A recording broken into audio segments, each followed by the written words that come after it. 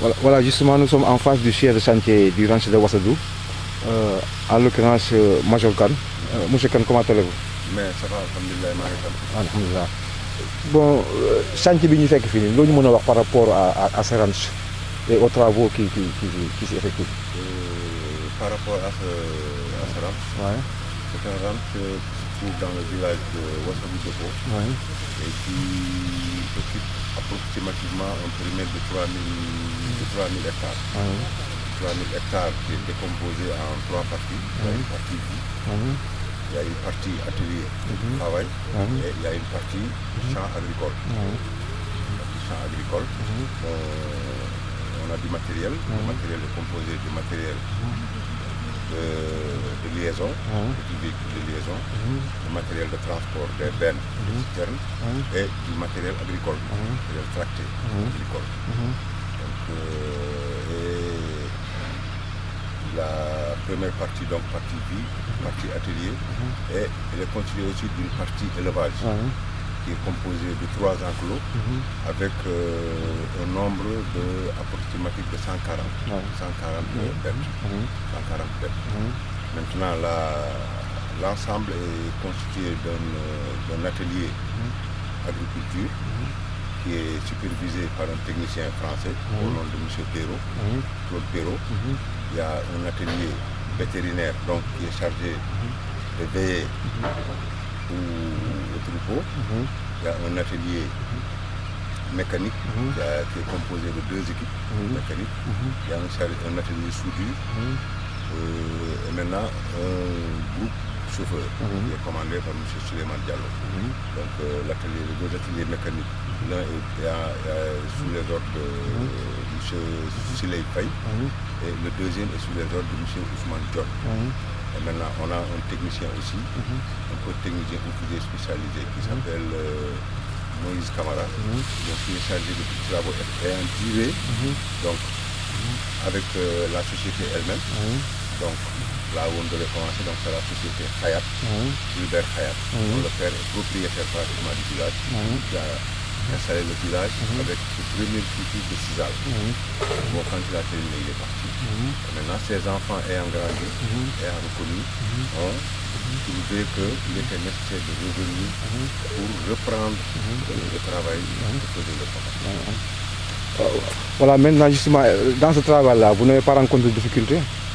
Bon, au début, effectivement, vous savez que à chaque fois que vous laissez quelque chose en place, il y a toujours que, comme on dit, le qui a horreur du vide. Il y a eu des gens qui ont eu tendance à venir réoccuper les terrains, pendant que les enfants ne reviennent. Mais M. Gilbert Hayat a eu la présence d'esprit de revenir, essayer de continuer ce que faisait son père. Il va de soi que les gens s'étant déjà installés, ça peut créer des petits problèmes pour pouvoir les faire reculer ou bien pour pouvoir aller dans la même idée que lui. Mais ça fait 2 ou 3 ans, les choses se sont un peu calmées. Surtout ces derniers moments, ça fait 4 ou 5 mois, quand même la population commence à comprendre exactement. Parce que parmi le personnel qu'on a, on a un personnel permanent, effectivement, les spécialités dont on vient de parler. Mais aussi, on travaille avec beaucoup de personnel journalier qui est composé des 3 quarts des enfants du village. Donc notre effectif journalier tourne autour de 15-20 en pleine année scolaire. Pendant les vacances, le chantier peut tourner avec presque 100 journaliers. Qui viennent des villages environnants. Qui viennent des villages environnants. Bon, petit à petit maintenant, l'affaire commence à se passer et les gens commencent à comprendre réellement l'objectif qu'il a. Voilà, maintenant parlons un tout petit peu des véhicules qu'on a trouvés sur le terrain. On a vu pratiquement des engins lourds et des engins semi-lourds. Donc, pouvez nous dire combien de types d'engins vous en avez? Bon, je peux dire qu'on a à peu près 3 à 4 types d'engins. On a des pelles mécaniques, qu'on appelle tractopelles.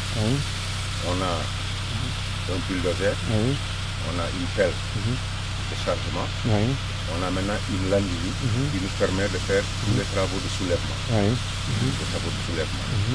Et maintenant, on a du matériel type agricole, composé de pulvérisateurs, composé de semeurs, composé d'épandeurs. Donc on a deux sortes d'épandeurs. Il y a un qui épand l'engrais, il y a l'autre qui épand les produits. On épand sur le prix. Maintenant, on a aussi, notre agriculture est pratiquement toute mécanique. Donc c'est de l'agriculture mécanisée. Voilà, c'est une agriculture mécanisée. À presque 90% elle est mécanique. Mais par rapport aux pulvérisateurs, d'où vient la source d'eau nécessaire à tous ces travaux-là? Ça, c'est maintenant dans le domaine de l'arrosage. Dans le domaine de l'arrosage est composé. On prend l'eau à partir du fleuve, fleuve Gambie. Donc on a un système qui nous permet de drainer l'eau jusqu'à un pivot. Un pivot, donc le pivot est composé d'un arroseur.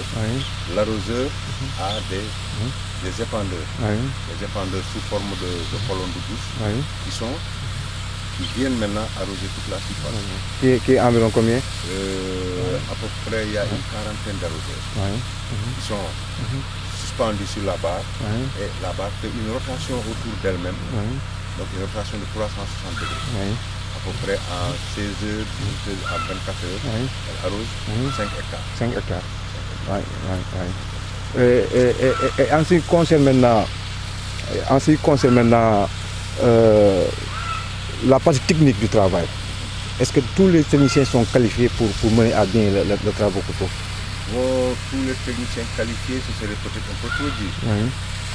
Mais quand même, on a réussi à avoir des techniciens, surtout des anciens militaires, qui nous fait parce que l'environnement n'est pas tellement favorable à la vie facile.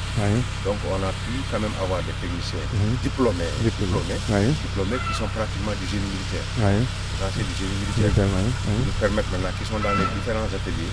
Et on produit des ouvriers spécialisés, des diplômés, qui nous permettent maintenant de pouvoir enchaîner. Maintenant, à partir vétérinaire, on a vraiment un docteur vétérinaire.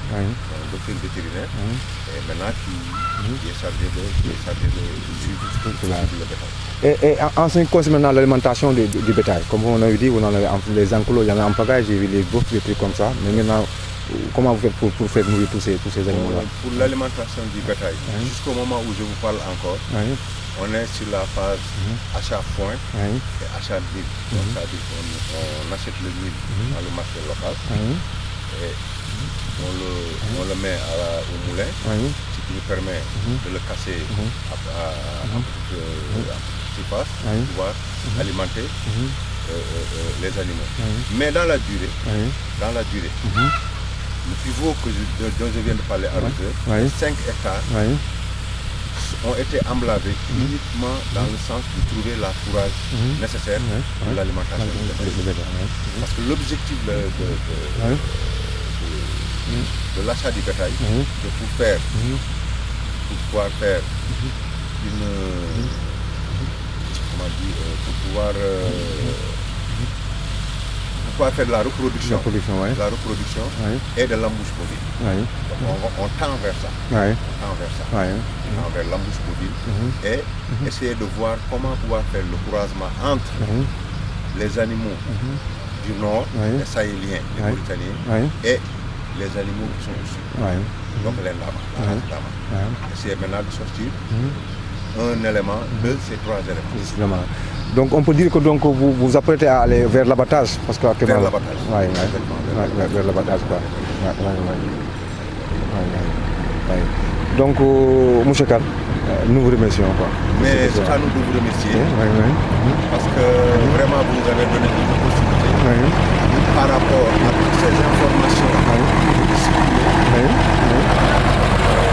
la réalité Cheikh Khayat est un élément qui culturellement est revenu sur les sources de son père, pouvoir perpétuer le travail de son père.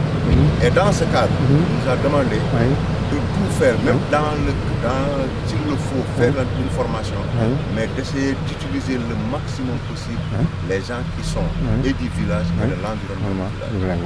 Mais je tiens à dire qu'il n'a jamais pensé à déguerpir les gens. Ça n'a jamais été son nom. Maintenant, vous êtes en face de Sénégal TV, donc c'est le monde qui vous regarde actuellement. Quel est le message?